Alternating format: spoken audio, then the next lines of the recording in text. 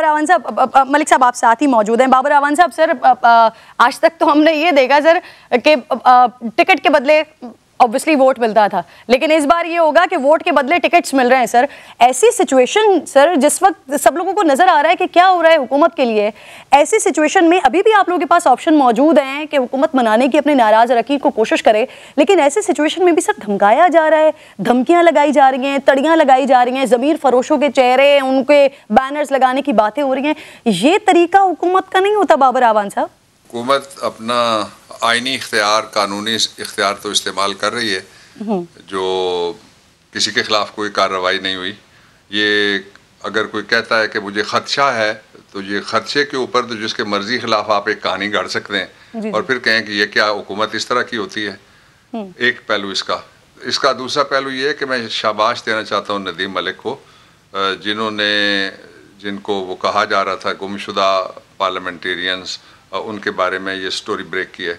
मैं कोई कमेंट इसलिए नहीं करूंगा कि वो हमारे कोलीग्स हैं। क्या ऐसा कौन सा ऑप्शन रह गया है कि जिसके जरिए अभी भी हुकूमत इतनी पूरा एतमाद है कि बच जाएंगे, निकल जाएंगे इस नो कॉन्फ्रेंस मोशन से? सर, प्राइम मिनिस्टर के इलेक्शन या प्राइम मिनिस्टर के खिलाफ नो कॉन्फिडेंस की मोशन में जो भी हिदायत हैं पार्लिमानी पार्टी की, जो वो फॉलो नहीं करेगा उसको डिफेक्शन हो जाएगी आर्टिकल 63A के तहत, और उसको इमरान खान अगर कोई पीटीआई का है, दूसरी पार्टी का है, तो उसका हेड पहले शो कॉज नोटिस देगा। वो कार्रवाई सारी 1-2 दिन की है और फिर उसको पार्टी हेड ही डिक्लेयर करेगा कि ये डिफेक्ट कर गया है। ये काम ना स्पीकर का है और ना ही इलेक्शन कमीशन का है। इलेक्शन कमीशन ने जो रेफरेंस जाएगा स्पीकर के पास से उसको कंफर्म करना है और बियॉन्ड 30 डेज वो भी नहीं जा सकते। पहली बात तो ये है कि ये मेरे ख्याल में आईनी प्रोविजन अगर तरदीद कोई नहीं होती और कोई भी वोट उधर करता है जिधर का एग्जैक्टली सर, ये ऑफेंस करने के बाद ये वोट डालने के बाद का प्रोसेस है ना सर। लेकिन वोट तो काउंट होगा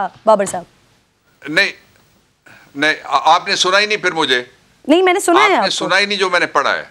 अगर कोई डायरेक्शन सुन तो लें, डायरेक्शन फॉलो नहीं करेगा तो उसके खिलाफ ये कार्रवाई होगी। ये इसका 5वां हिस्सा है जो डिफेक्शन क्लॉज है 63A की, इसके 4 हिस्से पहले, ये 5वां हिस्सा मैंने पढ़ा।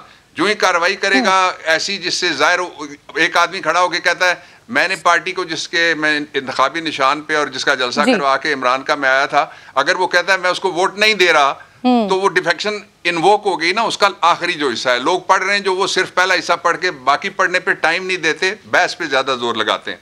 अब इसका दूसरा पहलू ये है कि हुनूस दिल्ली दूरस्त जो आईन में लिखा हुआ है उसके मुताबिक। जी आवान साहब, मजीद थोड़ा सा क्लियर कीजिएगा सर। जितने भी लोगों का इंटरव्यू किया मलिक साहब ने, उन तमाम में से किसी ने ये नहीं कहा कि वो वोट देंगे या नहीं देंगे। अपने खदशात का, अपने ग्रीवेंसेस का, अपनी नाराजगी का उन्होंने इजहार किया। तो सर उस पर भी कार्रवाई हो सकती है, उस पर भी वजीर आजम साहब एक्शन ले सकते हैं। अगर कोई डायरेक्शन ये है कि आपने ये काम नहीं करना, एब्सटेन करता है वोटिंग के हवाले से या किसी और हवाले से, अपने आप को रिजर्व कर लेता है, कहता है मैंने नहीं जाना, मैं दूसरी पार्टी में चला गया हूं, उसके लिए और क्लॉज है। यहाँ मैं बात इसको क्लोज करता हूँ। अब आपने जो कहा था कि जी और आपके पास क्या सरप्राइजेज हैं, मेरी बात में जो कह रहा था वो असद उमर साहब ने शुरू ही अपनी गुफ्तगू वहां से की कि हमारे पास लीगो कॉन्स्टिट्यूशनल रास्ते खुले हैं।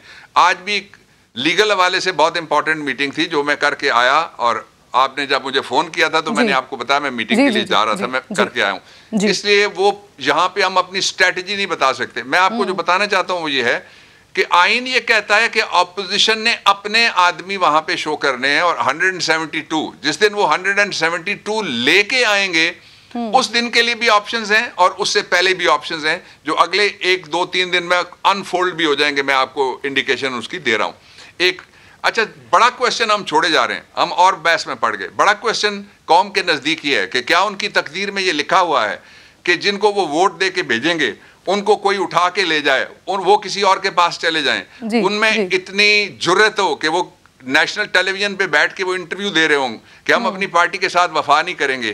क्या आईन में आर्टिकल 63A इसलिए डाला गया था कि लोटों को और उन लोगों को जो ज़मीर फरोशी करने के लिए, या उन लोगों को जो अगवा हो गए, या उन लोगों को जिनको कोई ले गया, ले उड़ा का लफ्ज़ मैं इस्तेमाल करता हूँ, क्या उन लोगों को तमाशा देखने के लिए ये कौम है और इदारे हैं? इससे पहले मैं ये समझता हूँ कि बहुत ज़्यादती की बात ये थी कि ना रेगुलेटर ने और ना पार्टी हेड्स ने कोई कार्रवाई की।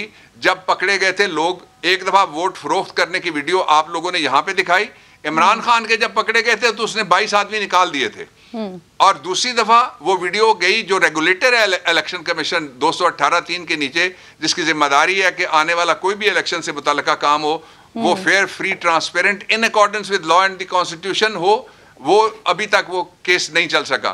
फिर आपने देखा कि जो अक्सरियती पार्टी है उसके तारड़ साहब नीचे बैठते हैं और सेनेट में जो अकलीती पार्टी है उसके गिलानी साहब लीडर ऑफ द ऑपोजिशन है। क्या इस आइन को बना के ये तहफ़्फ़ुज़ दिया गया कि जो ताकतवर होगा ये उसके घर की लौंडी का किरदार अदा करेगा, उसके लिए ये कागज का एक चीथड़ा है और ये मोम की एक नाक है?